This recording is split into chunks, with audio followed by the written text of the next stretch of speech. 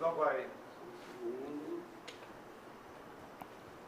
Aí é o limite do dólar. Ok. Foi câmbio, tudo bem.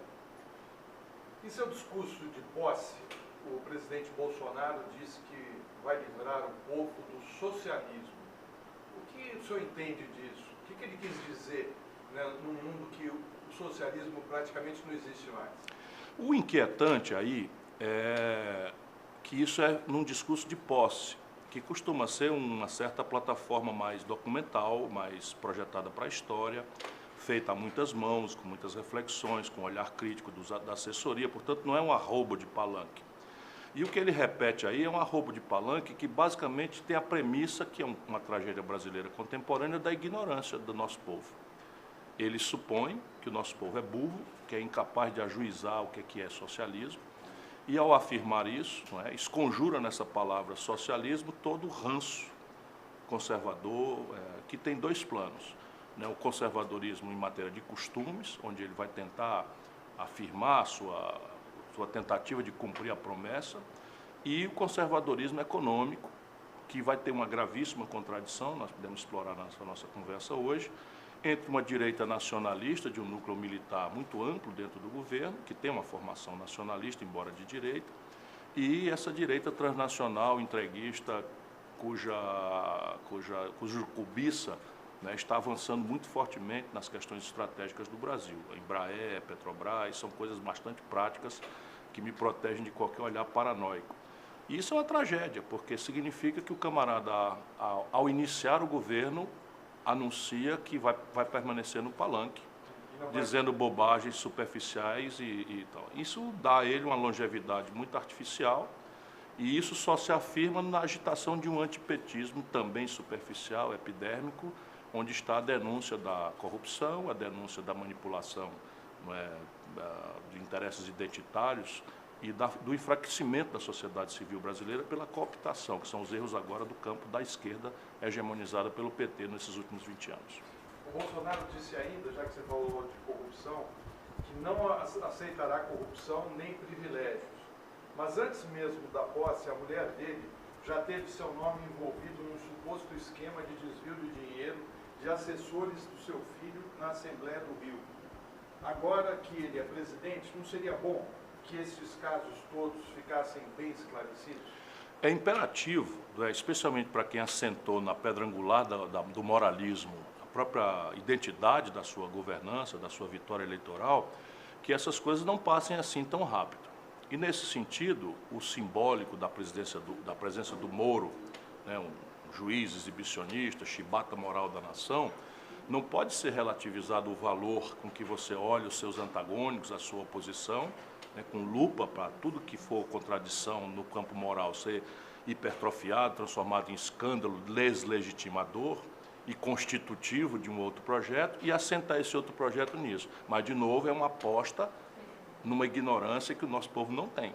O nosso povo está cansado das contradições do PT, predispôs-se, essa é a maior força vitoriosa no Brasil, a um antipetismo, mas essa força se reúne para negar.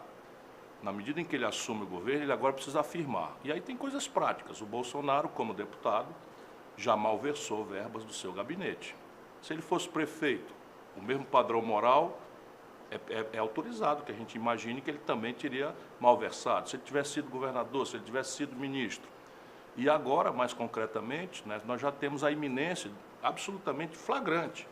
Quer dizer, o Sérgio Moro não pode, assim, rapidamente se liberar, porque há aqui um componente de natureza legal, trata-se de uma notícia-crime potencial, e uma questão de moral, de decência, que é, volto a dizer, uma pedra angular escolhida por eles para afirmar a razão de ser da mudança que deu ao Bolsonaro o mandato.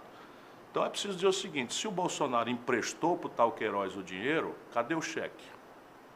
Que dia foi? Essa foi uma nova operação Uruguai que o Collor fez para tentar limpar? Que data foi? Foi antes ou foi depois da escandalização? Para tentar cobrir a coisa. Se for um empréstimo, de onde saiu o dinheiro do Bolsonaro para emprestar? Então, tem coisas concretas relativas ao presidente. O outro é senador. Dentro do gabinete dele fica flagrante que ele estava praticando uma coisa que, aliás, é um escândalo meio vulgar no Brasil. Um cerco de assessores fictícios, laranjas, que dão o seu nome para receber dinheiro público e entregam esse dinheiro público, lavando esse dinheiro para o político gastar sem prestar contas. Isso é apropriação indébita. Isso, sob o ponto de vista do titular do cargo, é peculato. Então, é um conjunto de notícias crimes que o senhor Sérgio Moro está obrigado a esclarecer à nação brasileira, e eu quero dar um tempo, né? Eu não quero ser um trombeteiro, que nem um petista raivoso, que é o bicho mais parecido com o bolsominion. Deixa ele tomar pé aí. Daqui uns 100 dias, eu tenho toda uma plataforma por onde eu vou começar a cobrar as coisas, que é o papel que a população brasileira deu a mim. O novo governo também mostrou qual será a relação dele com a imprensa. Os jornalistas foram cerceados de trabalhar livremente na posse. Hoje, Olavo de Carvalho, que é o guru da família Bolsonaro, sugeriu ao presidente expulsar os correspondentes da imprensa internacional do nosso país. O senhor acredita que isso possa acontecer? O que representa? Não creio, porque o poder do Bolsonaro está circunscrito à Constituição Federal Brasileira e ao conjunto de leis da nossa pátria. E esse é o nosso papel. Nosso papel não é ficar bancando birrento, sair da posse, fazer de conta que é tão radical que nem sequer vai dar rito formal da democracia, como a cúpula do PT acabou de fazer. E eu preciso dizer isso porque o que está em jogo é o futuro do país. E a nossa prática vai indicar que tipo de comportamento ou de compromisso democrático nós temos que ter. Então, o papel da oposição, onde nós somos postos pela maioria do povo brasileiro, é, basicamente, estimular o Bolsonaro ao jogo democrático, atraí-lo para o jogo democrático, estimulá-lo ao jogo democrático, de onde ele pode tirar algum êxito, não é? Se não, obrigá-lo ao respeito à institucionalidade, que é onde cai a questão que você me colocou. Eu não vejo a democracia brasileira, até o presente momento, ameaçada na sua centralidade institucional. A qualidade da democracia brasileira já está pervertida, porque quando você tem o chefe da nação, por ela eleito, por ampla maioria, sinalizando valores tão deploráveis, cá embaixo, não é? Está lá o filho da puta chutando um idoso, desculpa a expressão, chutando um idoso no meio da rua, eu não vejo outra expressão para falar, porque nós precisamos desqualificar esse tipo de gente. Está o outro assassinando ou maltratando uma pessoa por orientação sexual diferente, enfim, e isso tudo já desqualifica um pouco os nossos costumes, as nossas práticas democráticas. Mas nosso papel é obrigar a institucionalidade democrática ao senhor Bolsonaro. Portanto, por exemplo, qualquer providência na direção de um disparate como esse já teria uma repulsa internacional importante, mas nós apresentaremos, através das nossas bancadas, um decreto legislativo destruindo essa ordem absurda, uma vez ela acontecendo. Apenas 46 delegações... Naturalmente, temos também que chamar o Supremo Tribunal Federal a sair da sua histórica e antológica omissão para ser também aquilo que lhe é razão de ser, de existir, que é ser o guardião da Constituição. Tá certo. Apenas 46 delegações compareceram na posse de Bolsonaro, o menor número desde a redemocratização do país. Isso pode ser o sinal de problemas com o comércio exterior? Em 9 dias de transição, eu assisti aterrorizado com a minha experiência ao disparate, não é, ser praticamente o centro da retórica oficial nesse negócio intrincado, complexo, delicado, que tem ancestralidades históricas, tem limitações, tem constrangimentos, tem tradições, uma série de fatores muito complexos envolvidos, tudo reduzido à conversa mole desses filhos problema do senhor Jair Bolsonaro, o senhor presidente da República, ou dos seus auxiliares ou dele próprio. Então, tome lá. A quem aproveita a transferência da Embaixada Brasileira de Tel Aviv para Jerusalém? Aonde está essa demanda? Em que o Brasil influencia na paz no Oriente Médio, que é um valor que a gente deve ajudar a perseguir? Em que ajuda? Mas imediatamente a Liga Árabe já sinalizou restrições, e são nossos maiores importadores, por exemplo, de carnes de caprinos e ovinos. Eu ouvi o disparate, não é, de um constrangimento com a China. E a China imediatamente também já publicou no jornal oficioso do partido uma resposta algo superior ao que eu imaginei que fosse a delicadeza dessa relação. Nós fizemos a bobagem de isolar a Venezuela, E agora estamos assistindo a Rússia e a China, a Rússia já com operações militares, o que viola tradições que o Brasil não devia tolerar de potências estrangeiras, fazendo manobras, inclusive com cargueiros, com bombardeiros capazes de transportar armas nucleares que nunca frequentaram o território sul-americano. Então, são disparates. Agora eu vi o filho dele, que é, para mim, um idiota completo, né, mas arrogante, dando palavras assim, admitindo que o Brasil vai se intrometer na questão do Irã, quando nós somos os autores, os brasileiros, da fórmula imaginosa com que nós conseguimos que o Irã evoluísse na questão do desarmamento nuclear, que instabiliza o já fragílimo equilíbrio naquela região do Oriente Próximo e do Oriente Médio. Ou seja, muitos potenciais problemas estão derivando daí. A negação do Mercosul foi outra. Olha, esses imbecis não sabem que o Mercosul é o quarto destino comercial do Brasil. Assim como a Venezuela, em momentos razoáveis de estabilidade, dava um superávit bilateral para o Brasil de algo ao redor de 5 bilhões de dólares. Então, assim, por onde você olha, o disparate derivado do despreparo e da interdição ideológica orientando coisas graves, com uma equipe que, enfim, para dizer o mínimo, deplorável, fraca, ruim, destreinada. São preocupantes as coisas do Brasil. Você acha que Bolsonaro conseguirá aprovar as reformas no Congresso? Acredita que o governo conseguirá construir um pacto de governabilidade junto ao Legislativo? Ele tem essa força, porque essa energia do começo, né, essa coincidência da sazonalidade, da mudança de ano, com a mudança de governo, predispõe a sociedade brasileira, e eu tenho sintonia com o coração do povo, a ajudar. As pessoas são meio despolitizadas, elas não compreendem bem, voltam muito na superfície, no caso do Bolsonaro mais gravemente ainda, mas ficam meio que predispostas a aceitar as iniciativas do governo. É evidente que, na prática, quando se trata de interesses tão graves, concretos, centrais da vida do conjunto da sociedade como a nossa, como é a agenda brasileira, esse filtro do parlamento tem uma relevância muito grande, embora seja muito vulnerável também a esse expediente da rua que diz assim, ajuda o homem. O homem foi eleito, ajuda ele, não atrapalha. E nós temos que ter essa sensibilidade, não em respeito ao Bolsonaro, que já merece só porque é o presidente, mas em respeito aos 50 e tantos milhões de eleitores brasileiros que acertadamente ou equivocadamente deram a ele a maioria. Essa é a razão, isso é que nós precisamos entender, nós precisamos homenagear o povo, para que esse povo volte a acreditar na democracia, volte a acreditar numa proposta mais consequente, mais progressista, e não aceite esses reducionismos ridículos que vão levar a nossa sociedade a momentos ainda mais graves. Isto dito, eu diria para você que eu não sei e acho muito improvável. Nós estamos falando hoje no dia 2 de janeiro. Eu, Ciro Gomes, que sou funcionalmente obrigado a acompanhar as coisas, não conheço uma única proposta do governo. A não ser legalizar as armas. Não conheço nenhuma. Não, a retórica está aí, mas legalizar as armas por medida provisória, eu duvido da legalidade disso. Acho que, inclusive, o Supremo tenderá a dizer inconstitucional.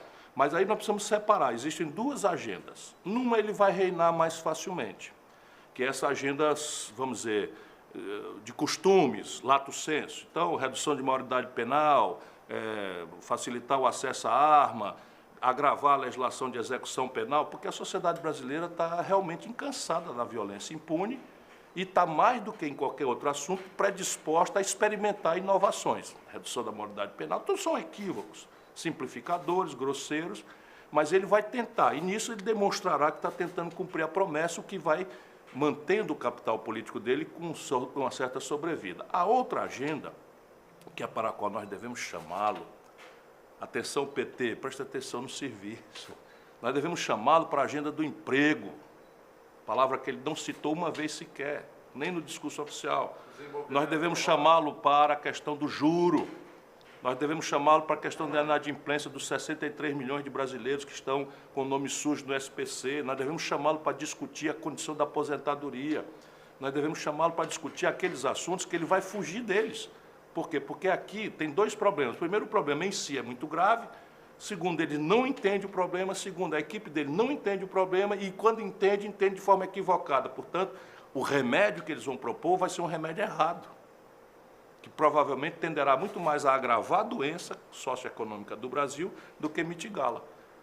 Seria um grave erro a gente aceitar a provocação do Bolsonaro de discutir identitarismos. Eu não estou desfazendo a importância da agenda identitária, mas se a gente for discutir o identitarismo, o que é que a gente faz? A esmagadora maioria do povo brasileiro, que é pobre, está desempregada, está assustada com a violência, está maltratada na rede de saúde, essa gente toda tende a entender nossas razões se nós discutirmos essas razões. Mas se a gente for discutir kit gay, se a gente for discutir... Não é que o assunto não seja grave, eu estou só dizendo que o Bolsonaro não pode escolher o campo de batalha. Por quê? Porque a nossa sociedade, sendo pobre, se identifica conosco na velha luta de classe. Mas ela é uma sociedade que tem uma moral conservadora, crescentemente evangélica, neopentecostal, católica, cristã, para cujos esses temas eles se dissociam de nós e trabalham contra seus próprios interesses. Essa é a essência da guerra híbrida, que esses imbecilóides da burocracia do PT não estão entendendo nada. O senhor, como terceiro colocado na eleição, se coloca como uma liderança na oposição. O senhor acha que é possível uma frente de oposição com o PT ou o senhor acha que é impossível? Acho. Nosso inimigo não é o PT. Agora nós precisamos também não nos comprometer. Estou falando do ponto de vista histórico, não é Ciro Gomes, não é a minha liderança que é irrelevante. Nós precisamos dar ao jovem brasileiro uma plataforma em que ele não precise de um salvador da pátria, que ele não precise de um guru, que ele não precise de um líder carismático que, preso de dentro da cadeia, fica mandando recado como é que vai fazer. Isso é o fundo do poço do pensamento progressista.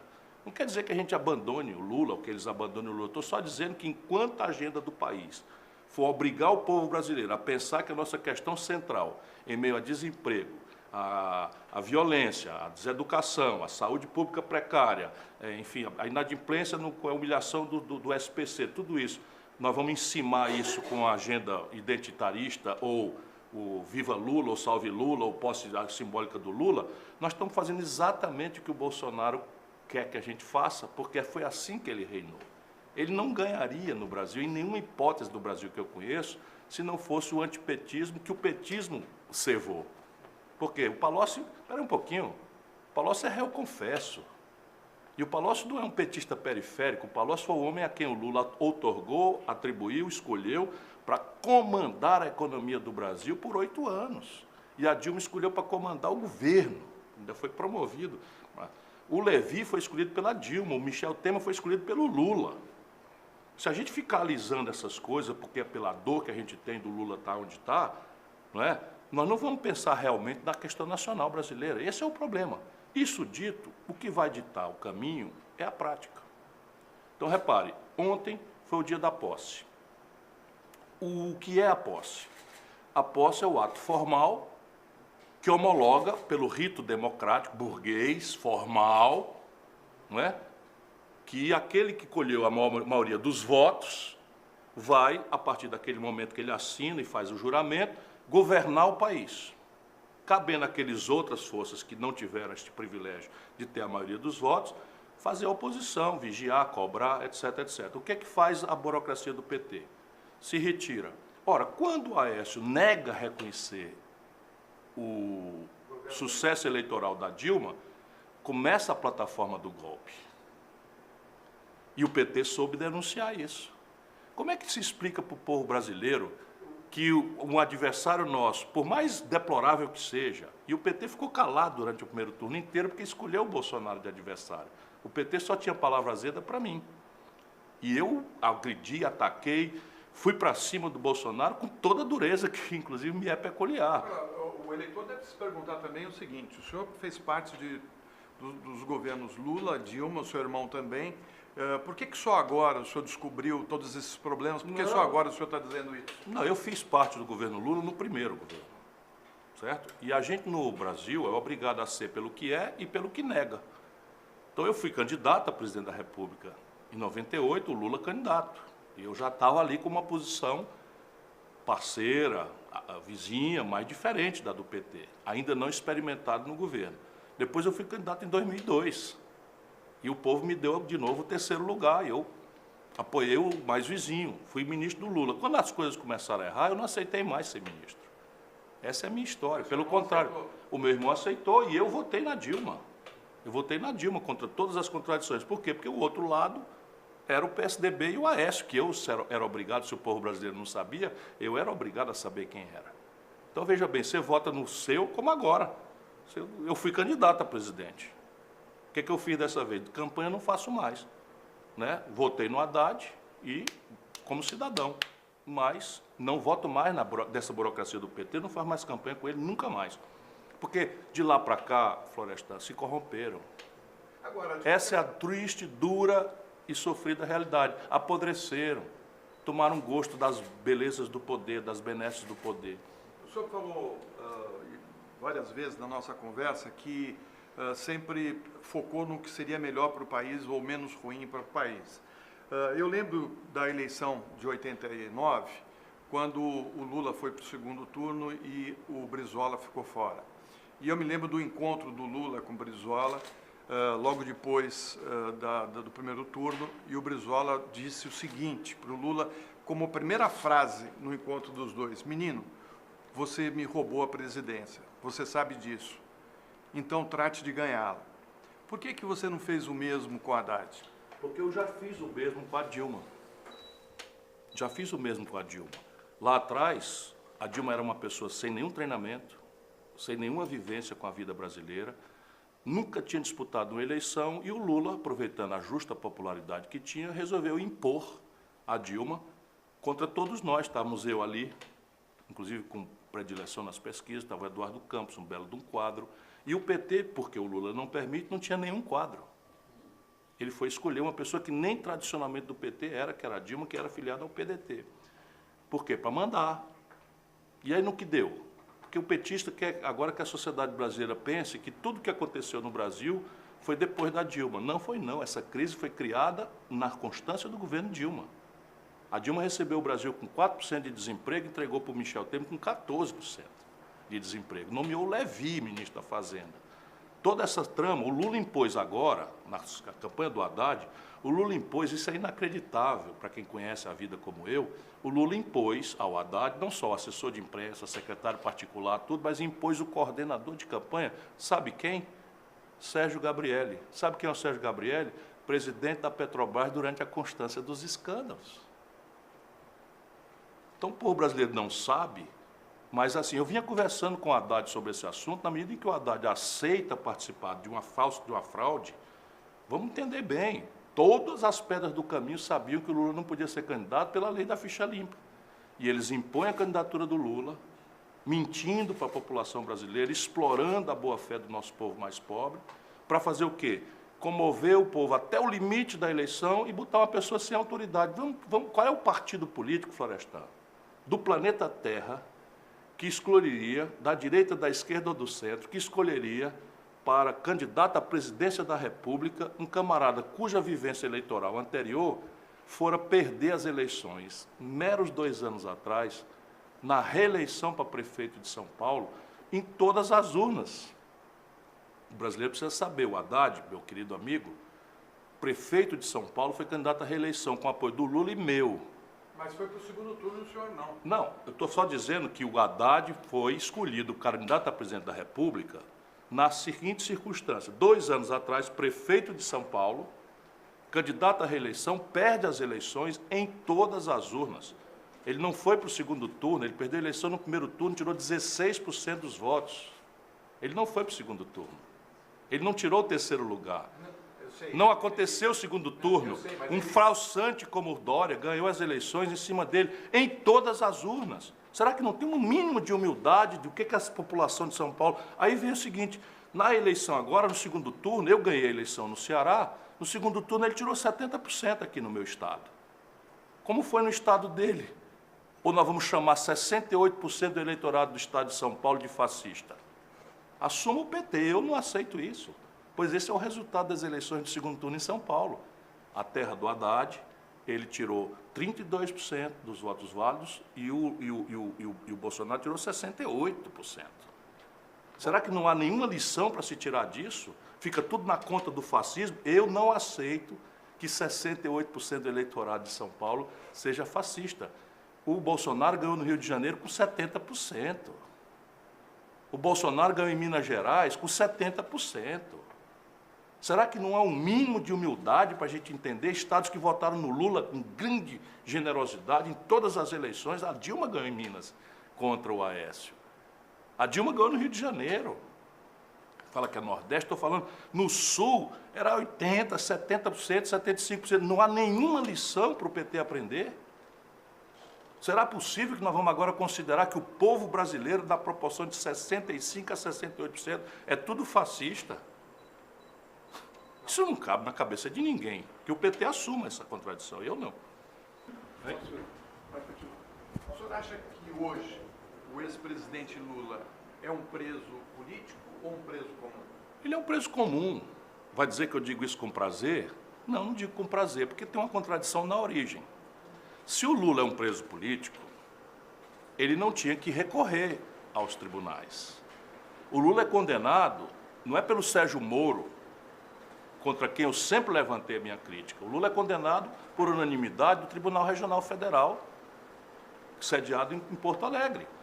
O Lula tentou 10 recursos, 15 recursos nos tribunais superiores, STJ, STF.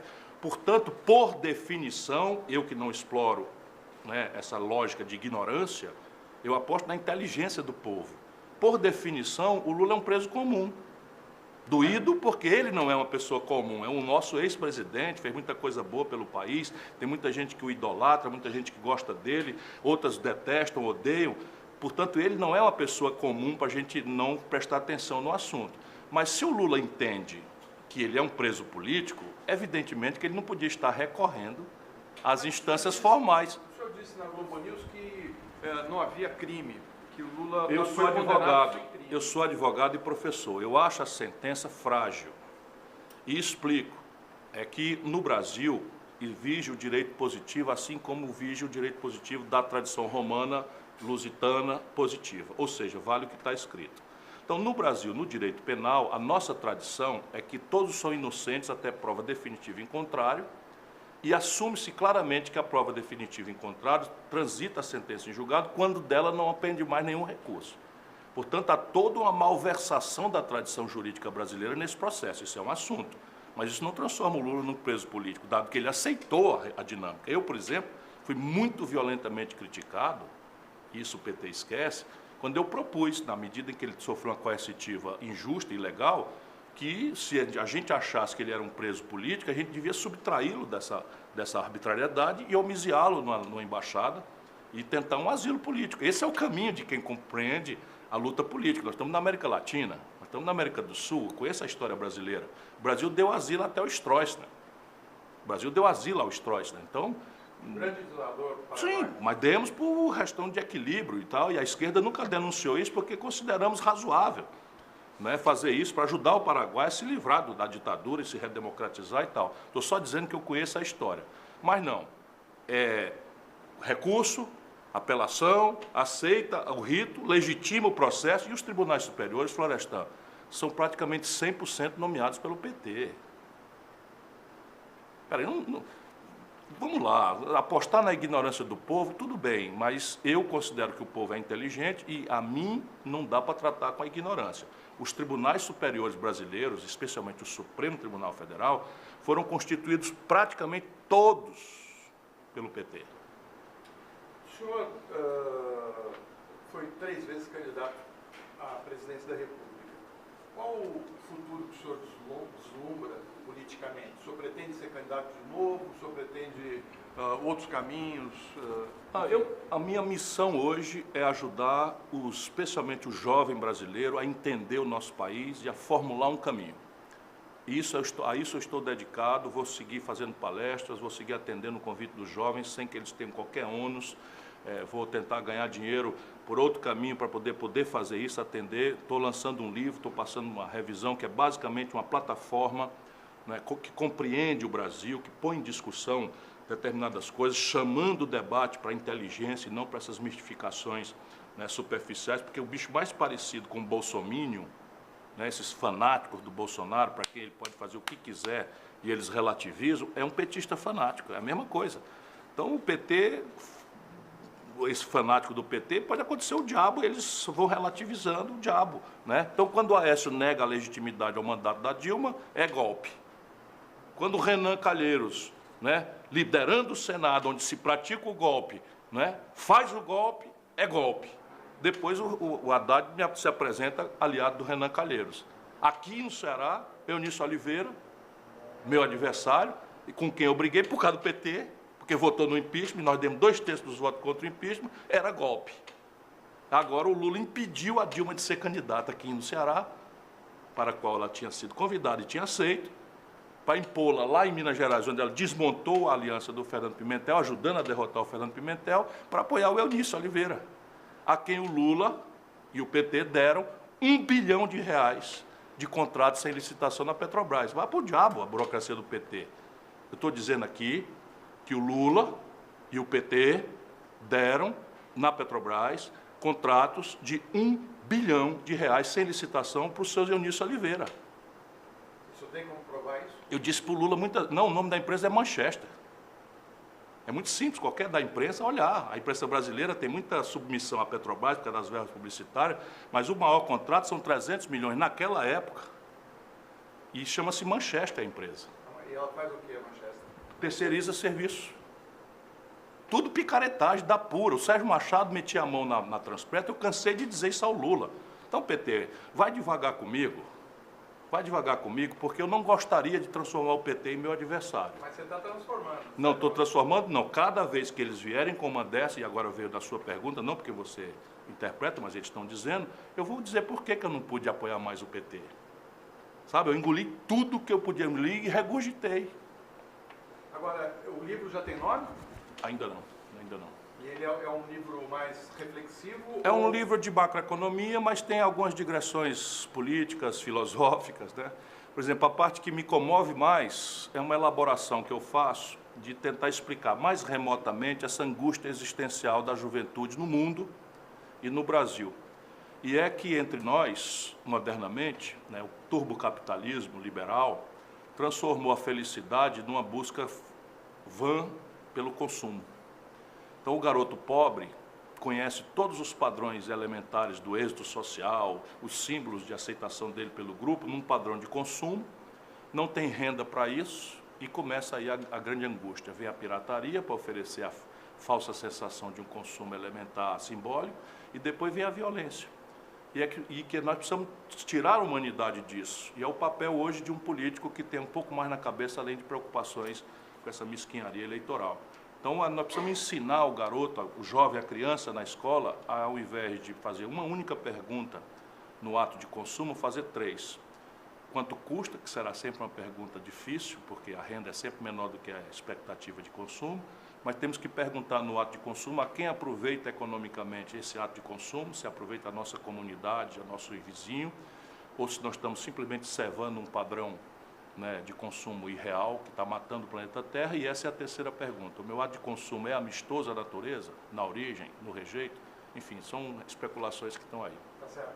Obrigado pela sua entrevista. Obrigado a você. Um bom ano para você. Para todos. Obrigado.